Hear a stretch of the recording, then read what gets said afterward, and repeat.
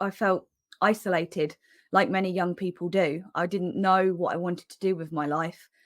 Champions aren't born that way. You are always practicing, you are always improving.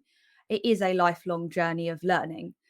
You want to pass your exams, achieve the job role that you're interviewing for. It's your responsibility to give everything you can to the preparation. You can't do it alone, but you do have to learn to overcome the defeat. So many people quit when it gets hard. As a parent, as a teacher, as a coach, we want to be able to take away their pain. We can support them in doing it, but we can't do it for them. My name is Arun Rabbani, and today we've got a treat for you.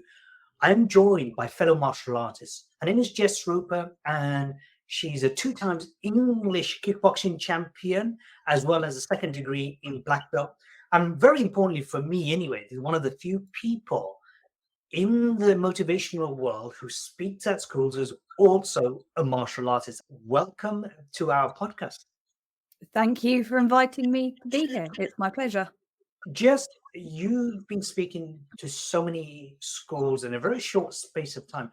What is it that you help students, young adults, or even younger people? What is it that you're trying to help them achieve or do or understand? My main goal is empowerment.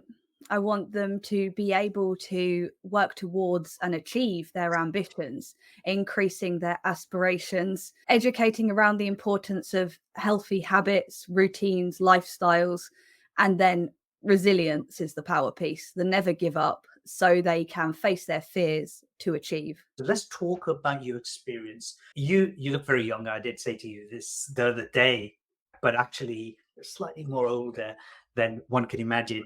And that might be genes, it might be the martial arts, it might be your sort of fitness levels. Let's talk about martial arts and the connection it has to young people, how it's relevant. We're not trying to sell martial arts training here. So for anyone who's getting a bit worried, it's not about that. It's about inspiring people, motivating young people to reach their best. So when did you start your martial arts pathway, your career? Well, I began at the age of 19 without any previous sporting success. I went through school believing that I was academic. I was that A-star predicted maths science student. And I deeply believed I'm not sporty and I'm not creative. So I didn't put any effort in. I didn't try. And I didn't face the fear. So I didn't achieve. And then when I began at the age of 19, kickboxing completely transformed my life.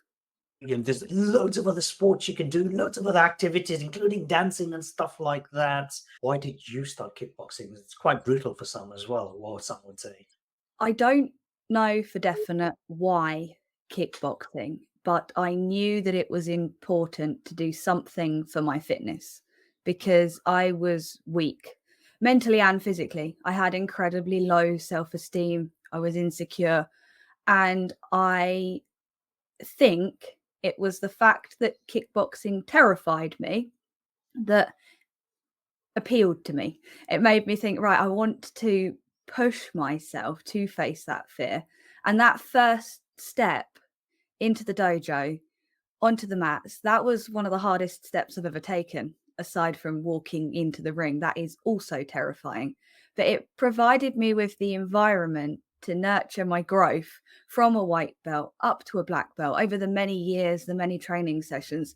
And I think it was that I wanted. I didn't know. I think it would have been subconsciously at the time. It's only with prior, like now reflecting back on my previous experience, that I needed that community around me and the coaches and the team to support me, because I guess I felt isolated, like many young people do. I didn't know what I wanted to do with my life.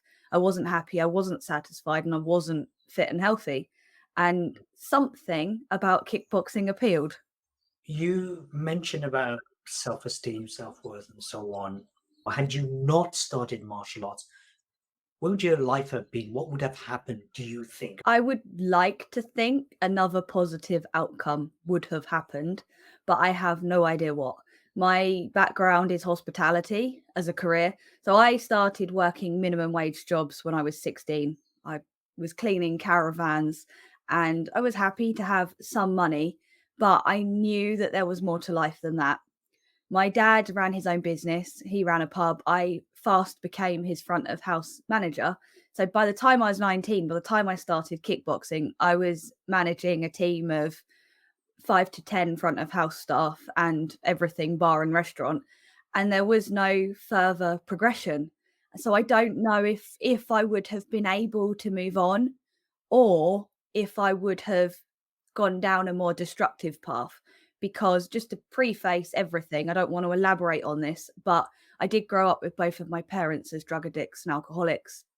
And statistics show that if children experience more than 4 adverse childhood experiences, ACEs, and trauma in their upbringing, statistics show they are likely to have these self-destructive behavior patterns themselves. I think kickboxing provided me with a positive way to deal with the emotions that I had. I'm going to use the word trapped inside, because I Mm. think without the physical release, they are trapped within our body. When I started martial arts many centuries ago, 1984 actually, different story and yet similar. And it was interesting because years later, when I moved back to Birmingham, there was a lot of people who joined our Kung Fu Club, the Black Dragon Kung Fu Club. And many of them were heading towards, because of their adverse childhood experiences, ACEs that you mentioned. A lot of people don't know what they are. Um, but because of the childhood experiences, many of them were en route to a very negative trajectory. If you're a viewer or a listener watching this, it's very important to first of all acknowledge. We're not here to do therapy, that's a different channel that I run. But it's very important to acknowledge that most, if not all, children go through certain levels of childhood experiences. Some of them are way more traumatic than others, for sure. Each person has their own burden, right? But what's interesting to know and to be aware is your childhood experience will significantly impact on your mental health, your physical health, your lifespan, your social networks, meaning I'm not talking about Facebook and social media, I'm talking about real life networks, your health, happiness, all of that is impacted. So let's just keep that straight. Can I just emphasize that I do have many happy memories as well? I did have a family network that supported us. Addicts, alcoholics, drug addicts, any form of addiction, of which there are many.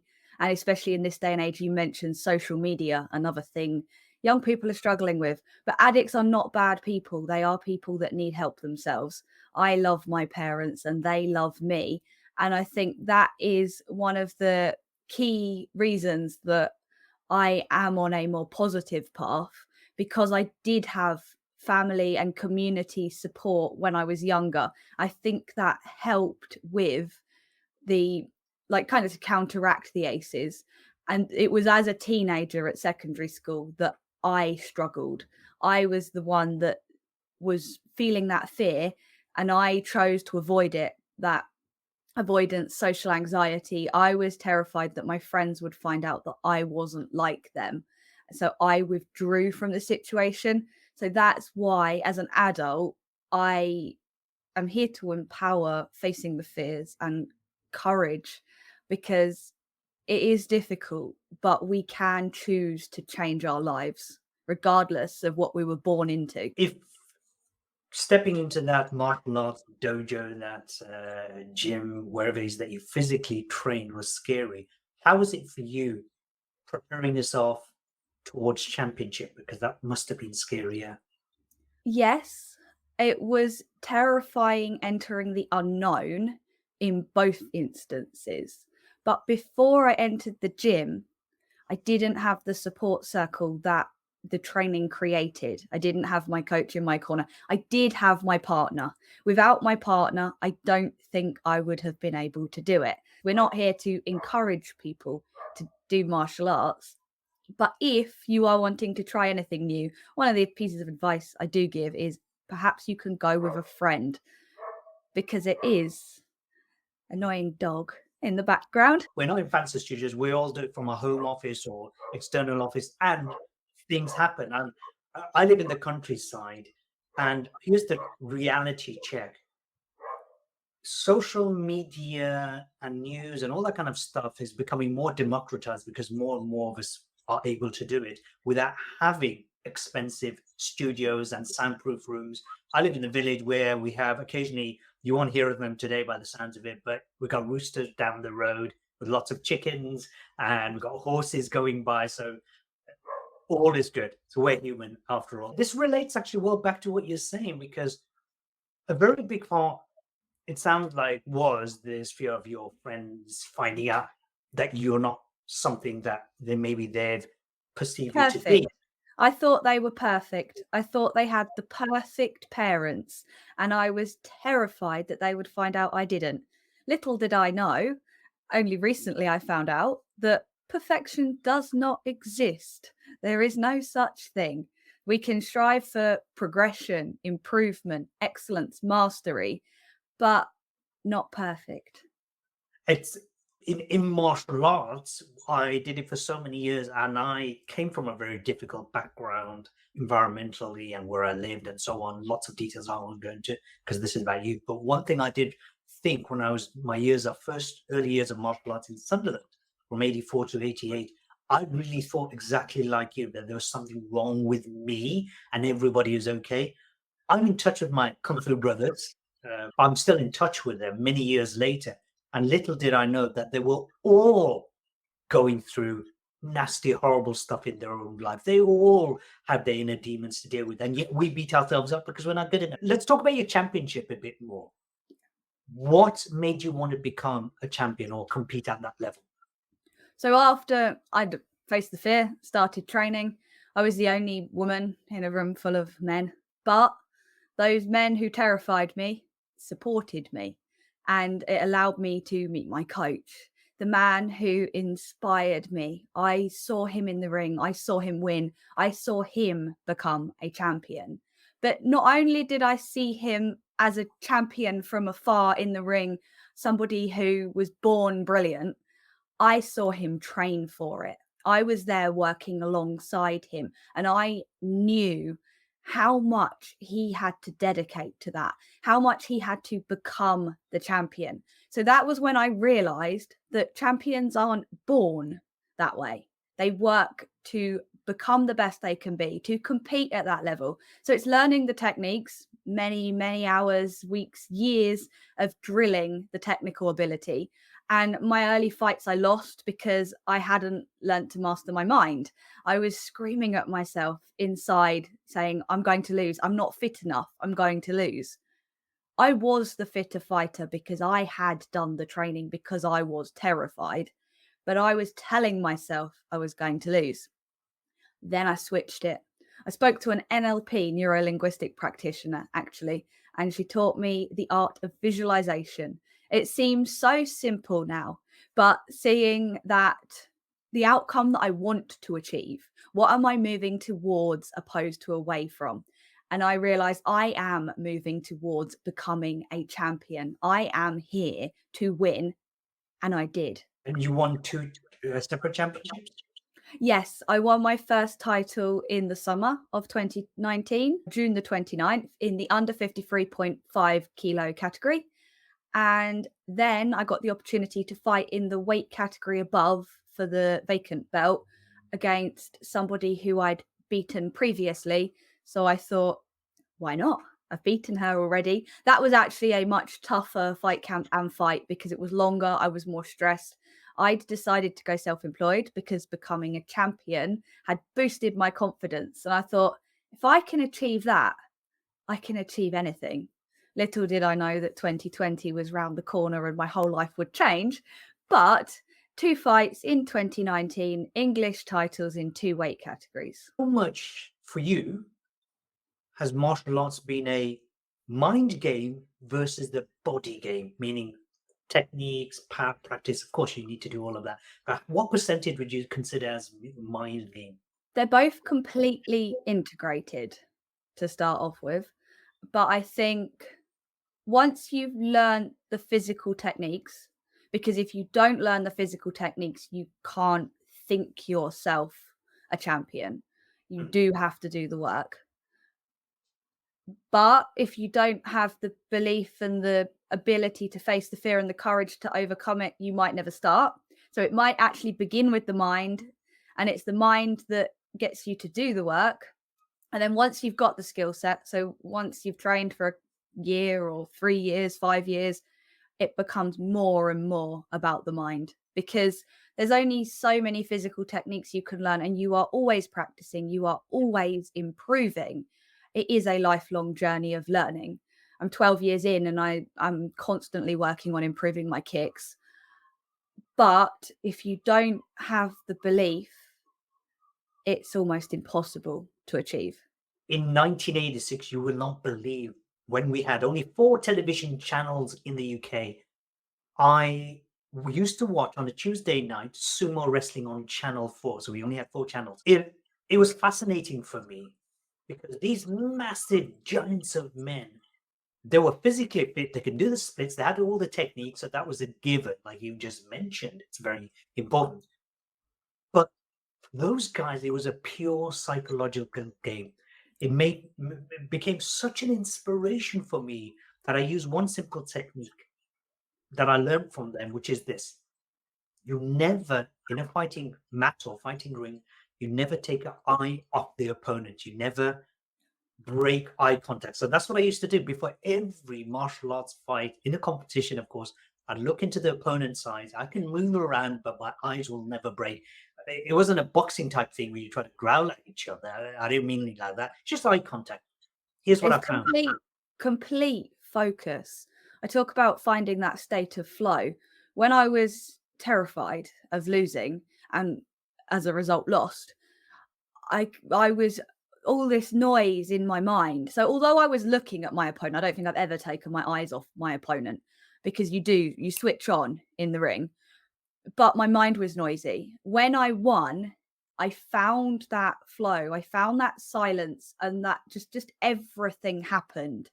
I hadn't improved physically as much as it showed in the ring. It was because I'd improved my mindset that I then physically performed at a superior level. So when I say they're integrated, they are, because if we change our body language, if we change our posture, and then our physical body changes how confident we are, mentally too. But it was finding that focus and that flow that allowed me to win. Well, here's what it did for me, which was the eye contact. As soon as the opponent bat their eyelid, guaranteed I won that fight. The Wow. only time, this is right at the beginning, the only time I would lose a fight is if I bat my eyelid. And this would learn from sumo. And then when you observe a martial artist and you observe how they think and behave like you do in the ring or in the training hall, this is something that you apply. You'll see them apply this in every other aspect of their life. So let's go even deeper. Let's go even deeper. What was your biggest fear when you were training in martial arts? Again, this applies across life, but let's talk about martial arts. What was your biggest fear? What was the thing that kept you up at night? Losing, but deeper than, obviously, but deeper than losing, it was the not being fit enough, which was the failing to do everything that I could. So the regret, the letting myself and others, I was always terrified of letting my team down, letting my coach down, because we train together. It's a solo sport. You're on your own in the ring. Only you can show up and throw the punches, roll with the punches, take the punches. But it was that when that final bell goes, thinking I could have done more, either in the ring, but more importantly, in all the training and preparation leading up to the fight. So when I experienced losses, in the immediate reaction, it was, I'm sorry, what could I have done more? I feel bad letting you down. But then, upon my coach's consolidation, I realized he was there to help me, that I had done everything I could. And that was being the best that I could be at that moment in time. So I don't agree with the saying like we all win. Well, there is a winner. It's a competition, but we learn from every loss. And if you have given everything and if you have performed to the best of your ability, that is in a personal sense a win for the individual. Your fear, your worries about not winning, Mm. do you believe, and it's obviously a leading question, do you believe it actually helped you or hindered you? I believe it helped me because I believe it made me go above and beyond to get fit, to train, to improve my martial arts technique. But then I think it got to a point where it hindered me because it wasn't until I switched the belief to the positive that I won. If I'd begun with a positive mindset, it would have been a different situation entirely. But it is a situation that I am playing out now and have done since 2020 because I've taken everything that I learned from combat sport and martial arts and I've applied it to speaking. I went in lockdown and I decided to declare I am going to speak on stages globally. And everyone was like, globally? I was like, yep, I'm going to get there. Like, if Muhammad Ali walks in and says, I am a champion, I am a champion. And at the moment in 2020, I was in lockdown. All I could do was Facebook Lives and podcasts. But I was telling people I could see it, I can feel it. I will get there. And now I have spoken in schools across the country and I have worked with companies across Europe. So I'm getting there. The big dream is there. I'm taking the small steps and I will never give up. And I have only gone at this with a positive. Well, there's been a slight amount of fear about what if I don't make enough money? What if I can't pay the rent? So there's always a negative to every positive, yin and yang.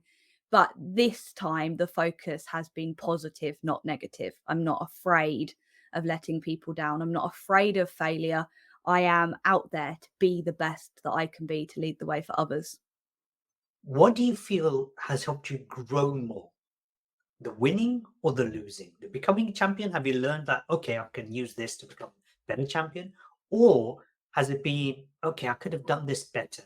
Or this is something I've learned new because I wasn't aware of it. What do you think works better for you? Or maybe they both work. The Winning or losing. 100% the losing. The being the underdog motivates me. The having to work hard to prove that I can to myself as much as anyone.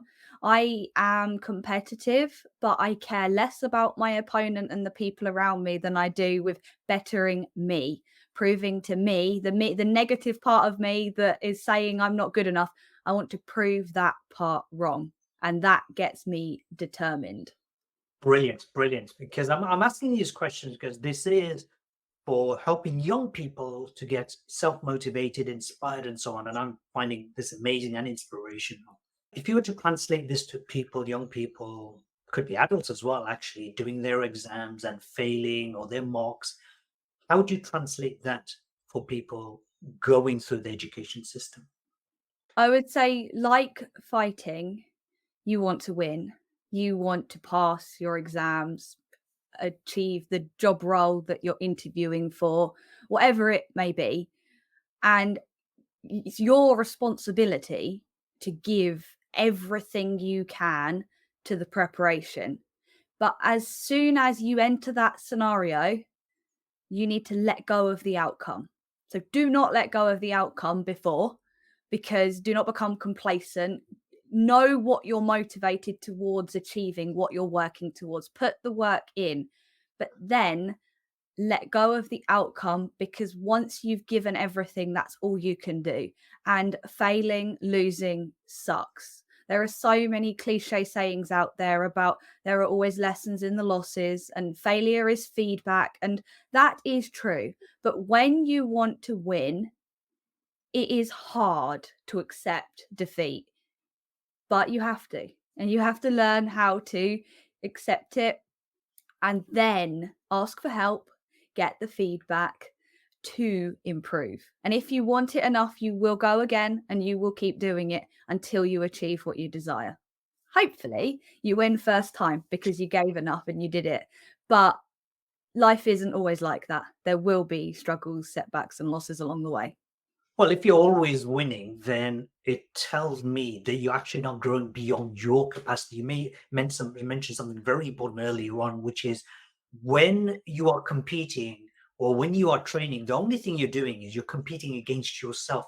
If you look at Usain Bolt or anybody, I don't know who the latest Olympic athlete is right now, but when you look at these individuals, they're not looking over their shoulder thinking, oh, I wonder how the opponent's doing. They're focusing on how can I be that much more better, which is like a fraction of a second better today. How do you set your goals and what is it that you do to achieve them? I reverse engineer from the big goal. So it was a 5-year goal, but a vision. It's a vision first, a vision of how I would like to live my life. So it's not even that's bigger than a goal. Then I work out what goals do I want to achieve to get there? What benchmarks, like a grading syllabus or going through levels of fights, tangible outcomes that I can work towards until they become smaller. But then in the immediate future, so the next year, for example, but right to the next week, next month, next quarter, I'm fairly flexible. I don't like to be too rigid because I like to be open to opportunity too. But as long as I am doing the required action, so we mentioned it earlier, and I will always mention it, looking after ourselves, keeping myself physically active and mentally healthy and well. That is always a priority. Yes, I my motivation is to empower young people, but if I don't look after me, how can I do that? So that is one thing I'm not flexible about. There are routines and practices that have to maintain discipline, but other than that, I'm fairly open to opportunity as long as it falls within the bigger picture. I hope that makes sense because I don't have a set syllabus or framework that matches exactly what other people that I've listened to have, but it works for me. And And this is hopefully it will work for others too when I work out how to teach it, when I've refined it and gone, that is it. But it does revolve around that big dream. And then how can I start small? What are the smallest possible practices that I can do? Because it has to be doable. I'm not telling people to exercise 2 hours a day every day. That's ridiculous for the majority of people. But if you can do 10 press ups a day every day, that's fantastic. I met David Heine, our mutual Mm. friend, in 2004, I believe. I'd already heard of him in 2003. We were both on the speaking circuit. And at that point, I'd been champion, I was top in sales and so on. And the answer you gave, which was you're not so clear as to how you put things together, you just did it in your way. Actually, this is exactly how I achieved my goals as well. Had my vision, did whatever I needed to do to achieve it, remain flexible. That's important to bear in mind because there is no cookie cutter formula I've for tried to be every rigid. single I've individual. tried because people sell their processes and the 3-5 system, the Pomodoro technique, whatever it might be. And I'm not saying they don't work, but I do think like if we look at nature, going metaphorical now, but rivers and trees, they are fluid. Rivers flow, trees bend in the wind, otherwise they snap if they're too rigid. And life is unpredictable, good and bad. If you're so strictly following a plan that you say no to everything else, think of the opportunities you may be turning down. But on the opposite of that, things happen, bad things happen, and you have to be able to adapt to that too. You've heard the saying, right, Jess? There's some people are said to be so lucky. She's so lucky. She's always at the right place at the right time. You heard that, right? And Yes. so what people I aren't make aware my of luck. well, what people aren't aware of is they are at the right place at the right time thousands of times in their lives.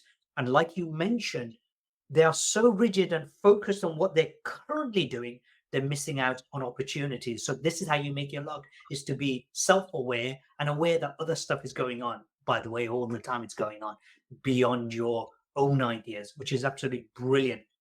Like, This podcast is a great example. You mentioned David Heiner, and where I said I don't have a specific way of teaching it, he does.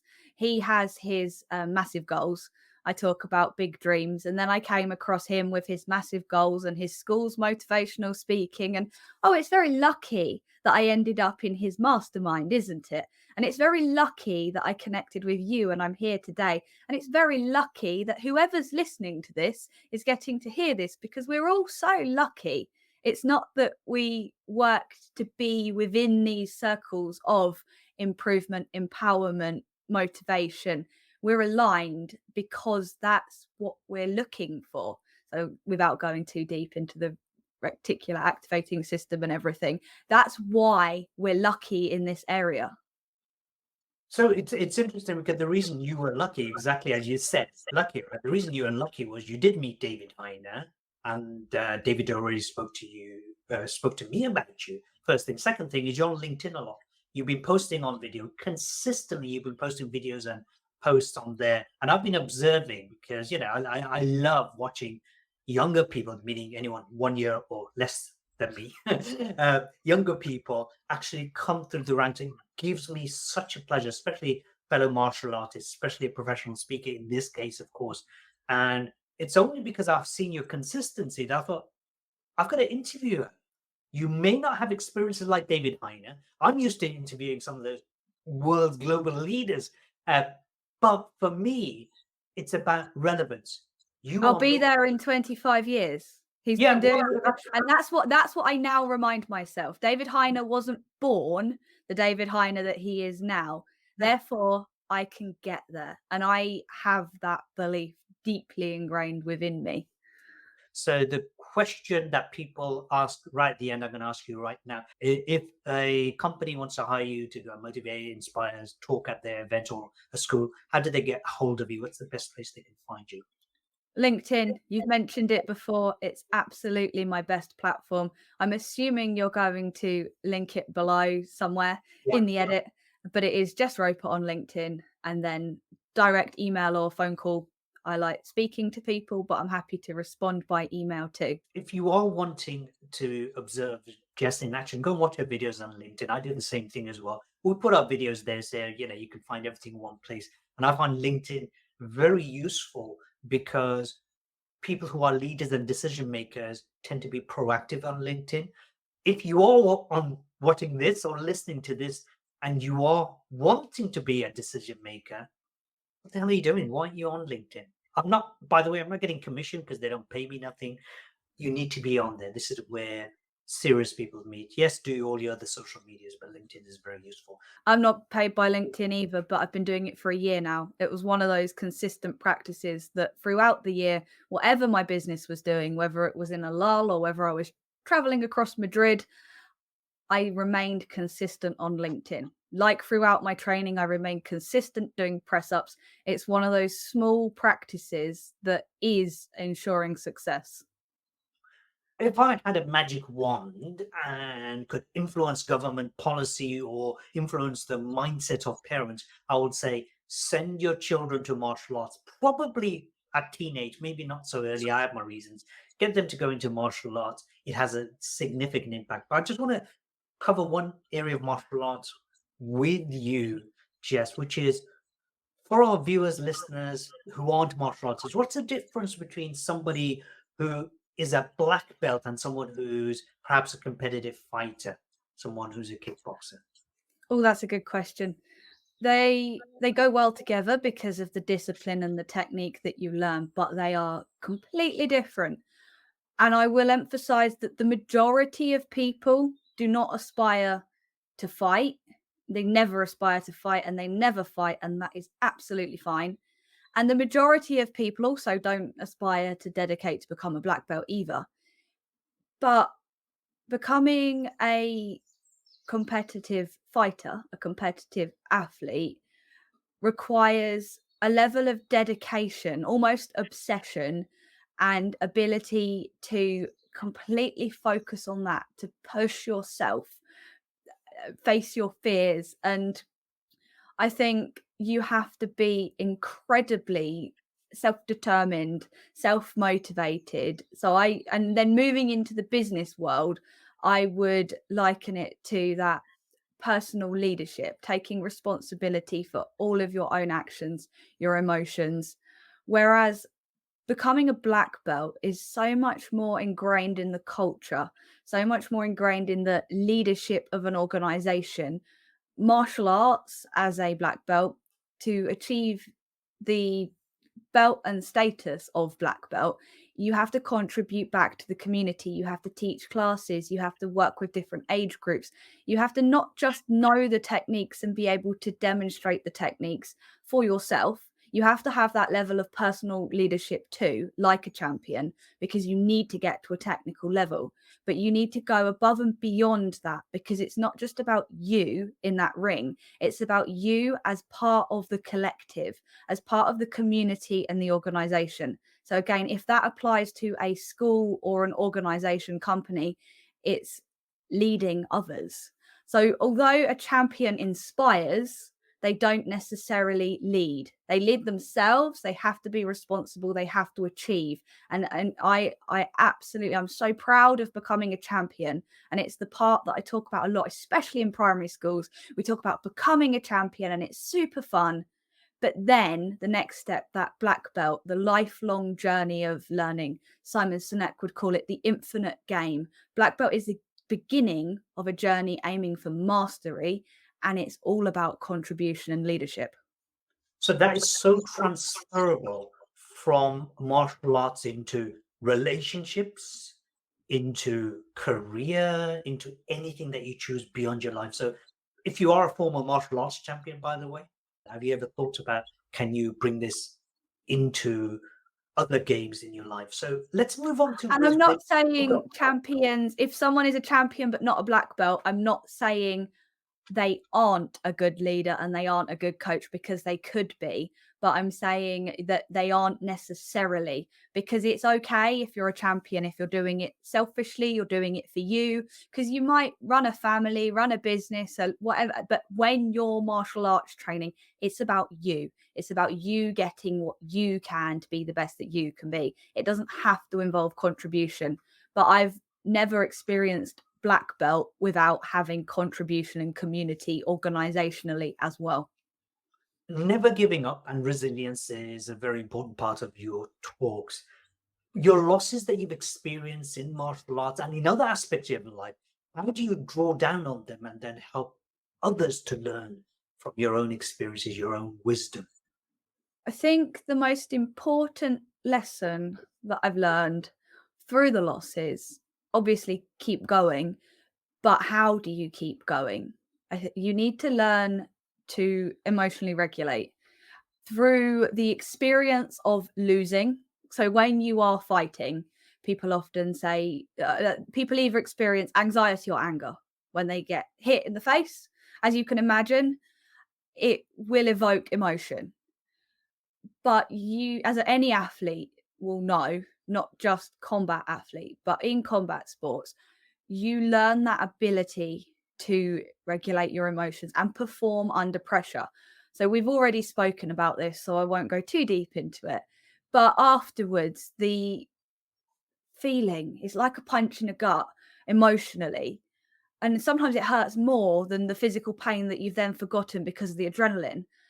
And that's why it's okay to ask for support. That's why it's okay to say I'm struggling again in any situation in life. That's why I think it's so powerful, because you can't do it alone, but you do have to learn to overcome the defeat. So many people quit when it gets hard, quit because they lost, because they can't face that ego, because they're afraid of rejection, whatever it is that causes them to avoid it.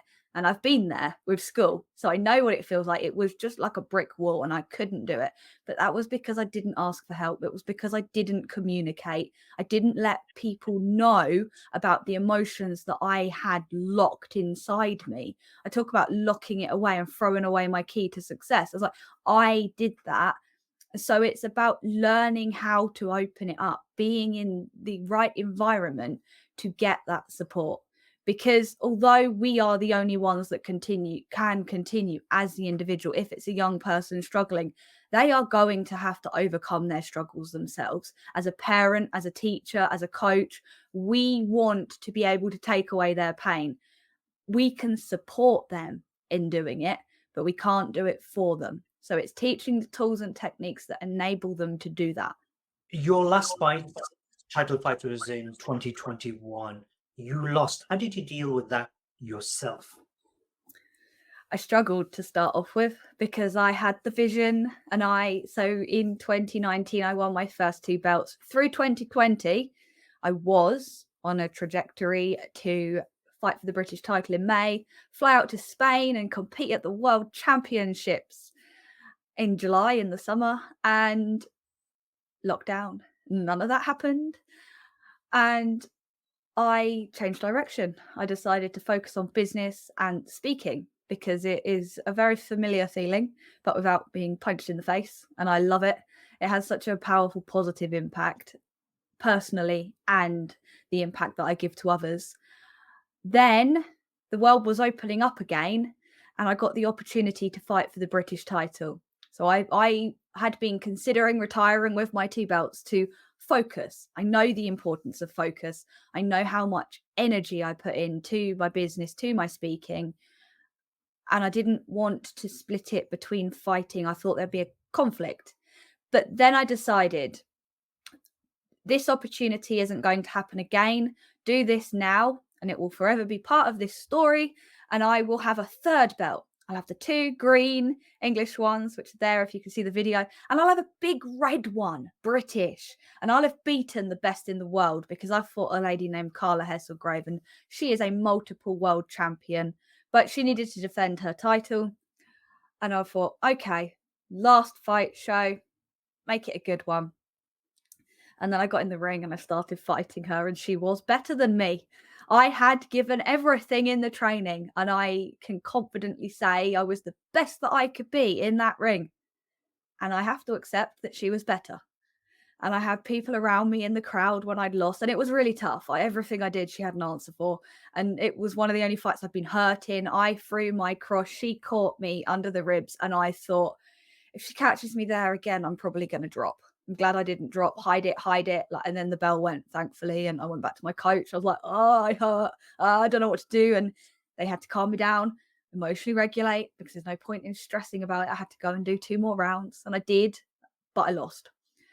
And then everyone said to me, oh, you could fight her again. If you could beat her, you don't want to leave on a loss. And I didn't want to leave on a loss. I thought, I talk about never giving up. How can I give up now I've lost?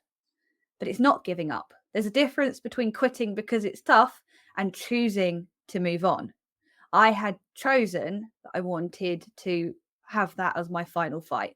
Yes, I wanted to win, but I now know, after working on this for a couple of years now, but the first few months were tough. And then as I progressed with the schools and as my business has progressed and as I've worked on my own clarity and communication around this area, I know that it was the right thing to do. Putting the time and energy in would be purely ego based. And I no longer care about being the champion in the ring. I am proud of my achievements. And at the time that I was winning and doing it and dedicating to it, it meant everything to me. Now, speaking to younger people, working within organizations, that is where my time and energy is best spent. That third belt wouldn't add anything to what I do compared to doing this, even this here today with you. This is all positive. This is now my training and my contribution towards becoming the best that I can be and the champion at what I am now choosing to do. Beautiful, absolutely brilliant. And I love this distinction that there is the difference between giving up and just knowing when enough's enough, it's time to transition. So you transitions into the speaking world. How do you feel you are compared to championship and where you are now? Because you're growing and you're learning, etc. And you've delivered to over 20,000 young people already. So, and you've spoken to 99 schools, as you told me earlier on. So how are you, where are you in your, you never know until later on, right? But where do you feel you are in your stage of your career right now? Oh, Speaking that's a of really choice. what if it had like a Champions League type? So, well, I think I have surpassed my kickbook. I think definitely English champion because of schools all around England, um, and professional speaking because a lot of speakers, like people talk about public speaking. And public speaking is one of the is it the greatest fear? Some statistics show it's the top, some say second, but it's a fit like there's the saying about glossophobia. Most people at a funeral would rather be in the box than speaking about the person in the box. People are terrified of speaking publicly. So I'm not downplaying anybody that speaks publicly and feels that fear. It's incremental steps. Like anybody that enters the gym to start a martial arts, the majority of speakers will speak publicly but not professionally. I have achieved speaking as my profession for the last 2 years now. So that puts me in champion status, and I am going up through the champion status because I've worked both with schools nationally, which is my focus, but then on top of that, I've also done 10 corporate deliveries across Europe. So I guess that makes me a European champion. Not quite world champion yet because I've not been to the States or Southeast Asia. When I tick those two, when I've spoken in Southeast Asia and the States, I will go world champion professional speaker status. So can you tell us a bit about your mum and the influence of other women and how you've influenced other women in your life? Without going into too much detail about your story about your mum, just a little tidbit. My mum is incredible. She began kickboxing at the age of 52. I was a brown belt. I'd been coaching like throughout my purple belt towards my brown belt. I'd been coaching locally at a school, assistant coaching with teenage girls. And then when I was awarded my black belt, my coach, another female instructor, she's incredible too, Sarah Barfoot, she asked me if I would take over her class, the female only kickboxing. And instantly I was like, do you think I'll be good enough? And she said, absolutely, Jess, you're a natural coach. You will be fantastic. This is your opportunity to develop and grow as a martial artist. So for the next year, working towards my black belt, I coached the women's class. But I was terrified before I began. And I didn't know any of the women in the class. And this was a huge responsibility. So I rang my mum and I said, Mum, will you please come kickboxing? She was like, don't be stupid. I can't kickbox. I don't want to do that. And I was like, please, will you do it for me?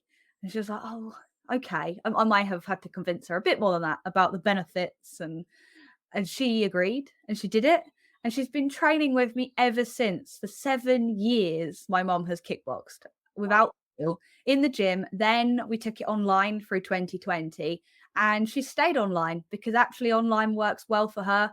She doesn't definitely will never fight, doesn't aspire to be a black belt. She did get her blue belt though. She was over halfway through and I reckon she could have done it, but life changes and circumstances. She likes working out from home with the dog in the background, and that suits some people. And she's been by my side supporting me. Even my first time I stepped on stage, International Women's Day, March the 7th, 2020, I got her on stage. Mum, will you come on stage with me?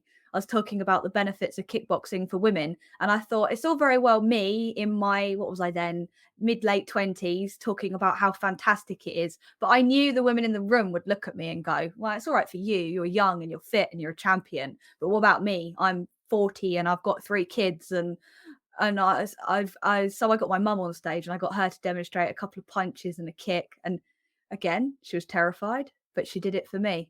And I'm so pleased that my mum has benefited herself from the benefits of martial art through her 50s and transitioning through menopause, I might add, and how much she's supported me personally too. So I love my mum. Brilliant. I'm glad you love your mum as well.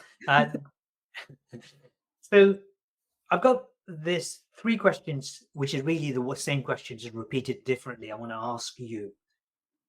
If you can go back in time because you've got hold of Doctor Who's TARDIS, you can pick up whichever Doctor Who you want to go with. But if you can go back in time and talk to the 7-year-old version of Jess and say to her, give her a few words of guidance, advice, support, what would you tell her? I tell her to keep having fun, enjoy sport, enjoy art, and do it for the fun of it. So the 13-year-old version of you, what would you tell her? What would you say to her? I would tell her she doesn't need to prove herself to other people. She needs to believe in herself. The 18-year-old version of Jess. I tell her life doesn't have to be as hard as she's making it, to work smarter as well as work hard. Okay. The 55-year-old version of Jess. What would you tell her? I would say, Or ask her even. I would ask her how many things, unplanned things happened, but mainly ask her how she balanced life and business for health and happiness deeper than the success, because people see the success and they don't think about the bigger picture. And she will have got there. But success will have changed by the time I'm 55. Success will be very different from what it is now. This year it's been changing, and my first year of my 30s. So I will ask her, I don't even, the world will be a different place as well. I'd quite like to know. I'd quite like to ask her what happened with AI as well. But I don't know, who knows what she'll be able to say. But it will be, how did you keep yourself healthy and happy around all of the changes between now and then? Brilliant. Love it. Love those questions. And so for young people, for teenagers, so this could be people watching or listening who are parents, teachers, carers, or it could be teenagers. If you would say, right, here are the three things that will help you to be emotionally resilient, never give up, be able to control or regulate your emotion, what are three practical things you would give them and say, right, do this, this, and this, and it might help you? Oh, three practical things. So the three parts of my phrase, dream big, start small, never give up, but three practical things. Have a physical practice. And that doesn't mean sport or exercise. It can be going for a walk or doing some press ups or whatever it might be. It doesn't have to be long. It doesn't have to be complicated. Simplify it so you can do it. For me, it was press ups before bed to build my strength, and that increased my confidence in myself as a person and as a martial artist. So, physical practice, gratitude practice. No matter how bad things are, there is always something that we can be grateful for. So, focusing on those positives. When I was in lockdown and stuck, I was grateful that I had a home to be stuck in, for example. So, physical practice, gratitude practice. And the third one, because there's a few things that I could put here, but I'm going to go with be present. We are in a world of distractions, social media, wanting to do more, be more. Be present with those around you now, including yourself. And I'm not saying this is easy. This is something that I find difficult too. But find ways, and it might be meditation, but it might not. Mainly, it's looking into the eyes of those that you're talking to. When you say you love them, mean it. If you've got something you want to let them know, say it, because you never know when the last chance will be, and you never know what will happen tomorrow. So make the most of today. What is your big dream? What is your big goal for 2024? My big dream is beyond 2024. My big dream is to speak on stages globally. Whether or not I will do that this year, I don't know.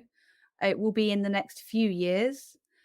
But the second part to that is the most important for this year, especially to speak on stages globally, but to have a home, be happy and healthy, and have my family around me. My focus is going to shift, has already at the end of 2023, into working smarter, not harder. Yes, I want to travel with my work, but I don't want to exhaust myself. And I know the importance of being around those I love, being around my martial arts community. I may have stopped fighting, I haven't stopped training and coaching locally.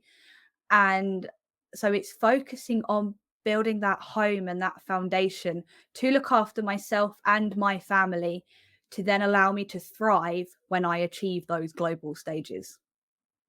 Absolutely brilliant. Loving your dream, loving your hopes and aspirations, and the humility and the groundedness. So there's so much we've learned, or I've learned anyway, at least, from having this conversation with you. Jess, is there any question that maybe I've forgotten to ask you, or maybe you would, if you're in my place, you'd ask yourself? I don't think so. I think we've covered an awful lot in this. So thank you. Yeah, thank you for inviting me. And I am well. Partly, I'm curious about what your big dream is, and the big dream of this podcast. If you haven't already discussed that. Well, the big dream, I haven't discussed this. The big dream for this podcast is this, that there is so much opportunity for young people to thrive beyond where they are now.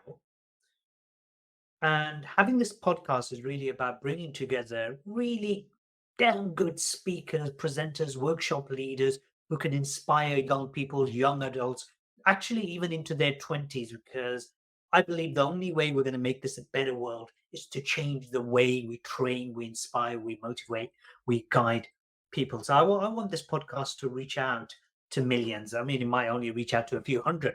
Don't care. One person better off is job well done. So I'm very happy the way we're going, and I believe what will be with the podcast. So yeah, if you are a teacher, if you are a decision maker, and you're looking for a truly inspiring speaker, definitely get in touch with Jess. You'll see other guests that I have as well. I'd only bring on people that I believe in, and if I don't believe in them, I won't have them on anyway. So people I believe in, if they're on this podcast, then they've got something to share. Then they are worth talking to. So thank you for watching this very special episode. Thank you, Jess, for joining us, and we will see you on the next episode. Bye for now.